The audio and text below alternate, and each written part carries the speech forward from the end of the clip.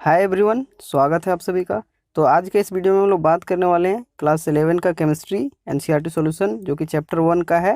वो है एग्जाम्पल 1.5। तो सबसे पहले यहाँ पे हम लोग क्वेश्चन को देखते हैं कि क्या पूछा गया। उसके बाद यहाँ पे हम लोग अच्छे तरीके से इसको देखेंगे किस तरीके से इसको हम लोग सॉल्व करेंगे। ठीक है, तो ये बहुत ही अच्छा क्वेश्चन है और बहुत ही इंपॉर्टेंट क्वेश्चन भी है जो कि एनसीईआरटी चैप्टर 1 का सबसे जो है इम्पोर्टेंट क्वेश्चन है। ठीक है, और यहाँ पे कंसेप्ट भी इसमें बहुत अच्छा लगता है।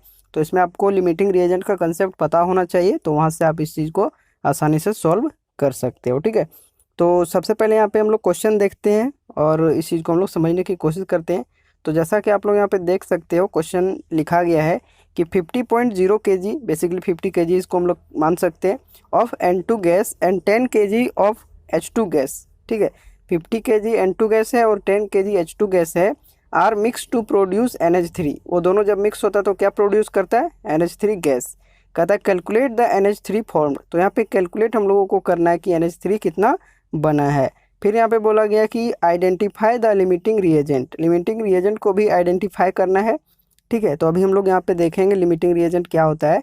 In the production of NH3 in this situation. तो इस सिचुएशन में जब प्रोडक्शन NH3 का होगा तब। ठीक है, तो सबसे पहले यहाँ पे हम लोग लिमिटिंग रिएजेंट की बात करते हैं कि लिमिटिंग रिएजेंट हमारा बेसिकली क्या होता है। उसके बाद हम लोग यहाँ पे अपने क्वेश्चन की तरफ प्रोसीड करेंगे। तो सबसे पहले लिमिटिंग रिएजेंट, तो जैसा कि यहाँ पे मैंने लिखा है कि the reactant that is completely used and it determine the amount of product form. जो रिएक्टेंट कम्प्लीटली यूज्ड हो जाता है और वह डिटरमाइन करता है प्रोडक्ट के बनने का। ठीक है, प्रोडक्ट के बनने का वहाँ पे बताता है कि कितना प्रोडक्ट वहाँ पे बन रहा है जब वहाँ पे क्या होता है कि रिएक्टेंट कम्प्लीटली यूज हो जाता है। ठीक है, तो उसी को हम लोग क्या कहते हैं? लिमिटिंग रिएजेंट कहते हैं। कहने का मतलब ये है कि अगर किसी रिएक्शन में जो रिएक्टेंट के साइड होते हैं दोनों जब कंबाइन करते हैं तभी जाके प्रोडक्ट बनता है। तो रिएक्टेंट के साइड जो कंबाइन हो रहे हैं उनमें से कोई एक जो है वो क्या होगा? यूज हो जाएगा कम्प्लीटली और वहाँ पे ख़त्म हो जाएगा। और वही जो होता है क्या होता है? अमाउंट ऑफ प्रोडक्ट जितना बनता है वो दोनों के रिएक्शन से ही पता चलता है जब दोनों वहाँ पे क्या करता है? रिएक्ट करता है। ठीक है, तो यहाँ पे जो जल्दी खत्म हो जाता है, बेसिकली अगर बात करें तो जो जल्दी खत्म हो जाता है रिएक्टेंट के साइड, उसी को हम लोग लिमिटिंग रिएजेंट कहते हैं। ये चीज़ आपको पता होना चाहिए। और लिमिटिंग रिएजेंट जो होता है वो अमाउंट ऑफ प्रोडक्ट को बताता है। ठीक है, कि कितना वहाँ पे बनने वाला है। अब आगे यहाँ पे कुछ बात लिखा गया है कि the reaction can not continue once the limiting reagent is completely used.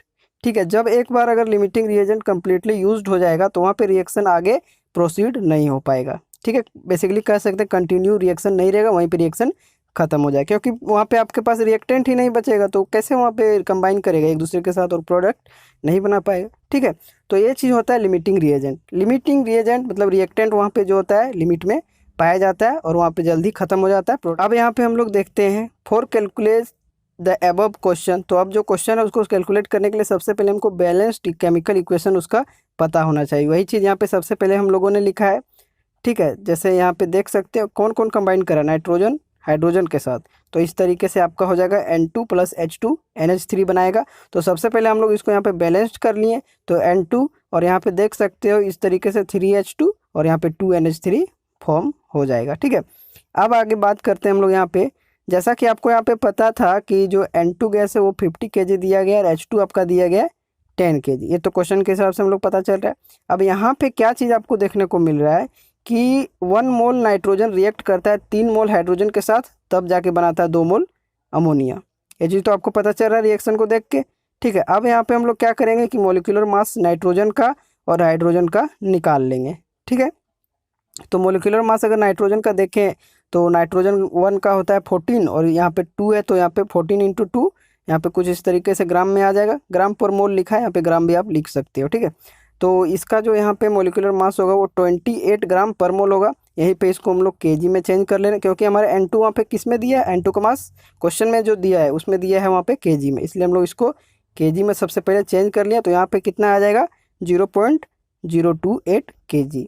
उसके बाद आगे बात करें अगर हाइड्रोजन के मोलिकुलर मास का, तो हाइड्रोजन यहाँ पे किस तरीके से है ये चीज़ का बात यहाँ पे देख के आप लोग बताइए। 3H2 है तो हाइड्रोजन एक हाइड्रोजन का एक होता है, 2 हाइड्रोजन का 2 और यहाँ पे कितना है? इसी तरीके से 3 से इसको बैलेंस करेंगे तो 3 × 2 यहाँ पे 6 ग्राम आपका आ जाएगा। तो ग्राम को यहाँ पे किस में चेंज करना है? केजी में। तो 1000 से यहाँ पे डिवाइड करेंगे हम लोग तो 0.006 kg आ जाएगा।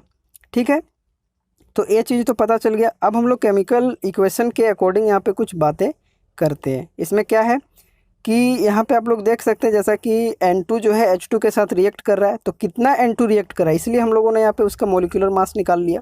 ठीक है, तो इतना जो है N2, क्योंकि N2 कर रहा है तो वहाँ पे मोलिकुलर मास पता रहेगा, तभी तो हम लोग बताएंगे कि कितना रिएक्ट कर रहा है। तो आपका यहाँ पे आ गया N2 कितना 0.028 kg। तो 0.028 kg N2 रिएक्ट करता है कितना, इतना H2 के साथ 0.06 kg H2 के साथ। तो अगर 1 kg का अगर हम लोग बात करेंगे तो कुछ इस तरीके से आपका इक्वेशन बन जाएगा।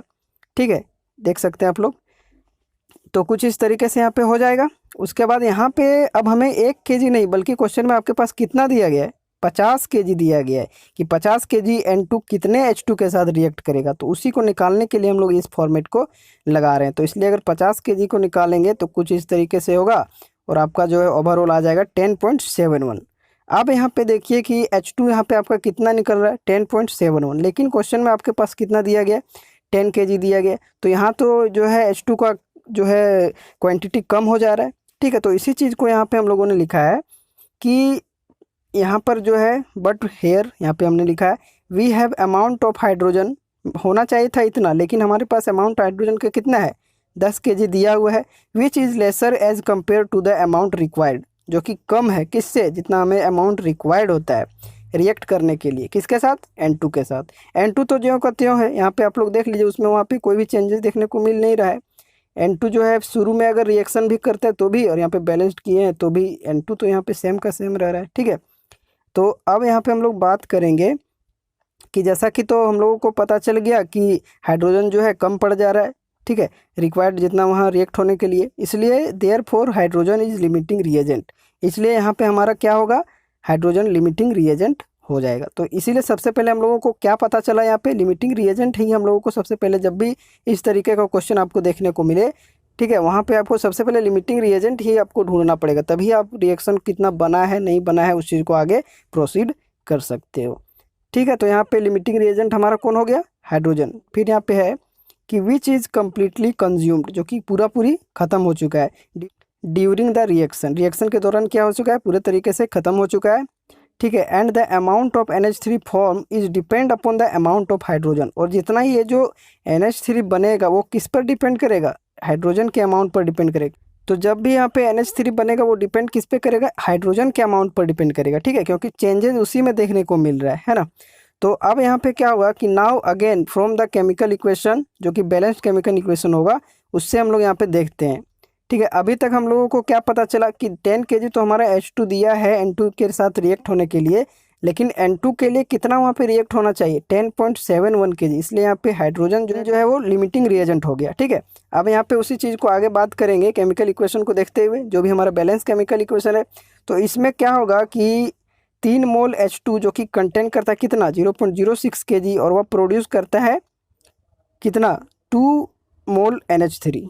ठीक है, अगर बात करें कि सीधा सीधी अगर यहाँ पे बात सबसे पहले करें तो 3 मोल H2 N2 के साथ रिएक्ट करके 2 मोल NH3 बनाता है। तो ये चीज़ जो NH3 बन रहा है वो किस पे डिपेंड हो रहा है, हाइड्रोजन के अमाउंट पर डिपेंड हो रहा है, जैसा कि हम लोगों ने पीछे भी देख लिया। ठीक है, तो वही चीज़ यहाँ पे बताया गया कि 3 मोल H2 जो है वो 2 मोल NH3 देता है। ठीक है, इसीलिए हम लोगों ने 3 मोल H2 को यहाँ पे कुछ इस तरीके से, जैसा कि यहाँ पे हमने निकाला था कि 3 मोल H2 से कितना हमारा बन रहा है, यहाँ पे देखिए 3 H2 है तो इससे हमारा 0.006 kg यहाँ पे बन रहा है। तो वही चीज़ यहाँ पे लिखा गया है कि 3 मोल H2 बेसिकली उसको कह सकते हैं कंटेंस 0.06 kg। ठीक है, इसको एक ही स्टेप में मैंने वहाँ पे कर दिया, आप लोग अगर लिखोगे तो उसको लिख सकते हो कि सबसे पहले 3 मोल H2 रिएक्ट करके बनाता है 2 मोल NH3, उसके बाद फिर वहाँ पे लिख सकते हो नीचे कि 3 मोल H2 कंटेन करता है इतना kg, जो प्रोड्यूस करता है इतना NH3। अब ये 0.034 कैसे आया, इस चीज़ को आप यहाँ पे देखिए। जैसा कि यहाँ पे NH3 का मोलिकुलर आपका वेट कितना हो जाएगा 17 ग्राम हो जाएगा। ठीक है, लेकिन यहाँ पे कितना NH3 है 2 NH3, इसलिए इसको 2 से मल्टीप्लाई किया तब यहाँ पे 34 ग्राम आया, और इसको किस चीज़ में चेंज किया kg में, तब जाके हमारा आया 0.034 kg। ठीक है, तो इतना kg जो है H2 वो इतना NH3 दे रहा है, इसलिए अगर 1 kg का निकालें, ठीक है 1 kg का निकालें तो कुछ इस तरीके से यहाँ पे आ जाएगा।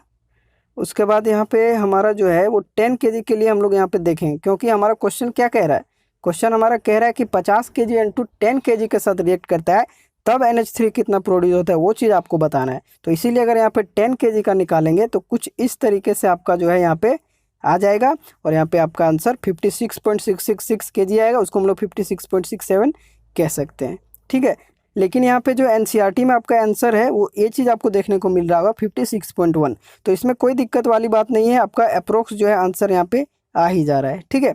तो कुछ इस तरीके से यहाँ पे कॉन्सेप्ट बस आपके पास आ जाता है लिमिटिंग रिएजेंट का, और लिमिटिंग रिएजेंट का अगर कॉन्सेप्ट आपको पता होता है तो ज़्यादा इसमें आपको देखने की बात ही नहीं है, आराम से क्वेश्चन को आप सॉल्व कर सकते हो, ठीक है। एक बार और अच्छे तरीके से यहाँ पे देखते हैं कि हम लोगों को बोला था कि 50 kg जो N2 है वो 10 kg H2 के साथ रिएक्ट करता है तो प्रोड्यूस करता है NH3। वहाँ पे हम लोगों को NH3 कितना बना है वो चीज़ बताना है और लिमिटिंग रिएजेंट को पहचानना है कि रिएक्शन के दौरान कौन सा सबसे पहले ख़त्म हो जा रहा है। तो जैसा कि हम लोगों ने यहाँ पे देखा जब बैलेंस्ड इक्वेशन को इस तरीके से, तो यहाँ पे मोलिकुलर वेट भी हम लोगों ने देखा कि जो है N2 का आता है 0.028 आता है kg, ठीक है, और H2 का जो आपका 0.006 आता है kg में।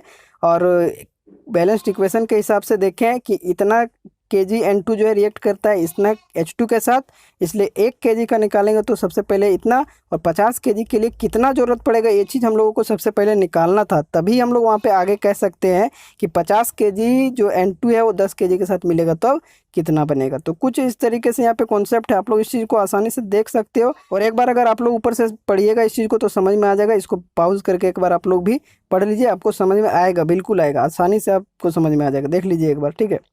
तो आशा करता है ये वीडियो आप लोगों को पसंद आएगा और इसमें से आपका डाउट जो है क्लियर हो गया होगा। तो इसी तरीके से आपका जो है लिमिटिंग रिएजेंट का क्वेश्चन आपको देखने को मिलेगा, ठीक है। तो वीडियो अच्छा लगा तो लाइक कर दीजिएगा और चैनल पर नए हो तो सब्सक्राइब कीजिएगा और ज़्यादा से ज़्यादा बस इस वीडियो को शेयर कर दीजिएगा। तो मिलते हैं अपने नेक्स्ट क्वेश्चन के साथ, और यहाँ तक आप सभी का धन्यवाद।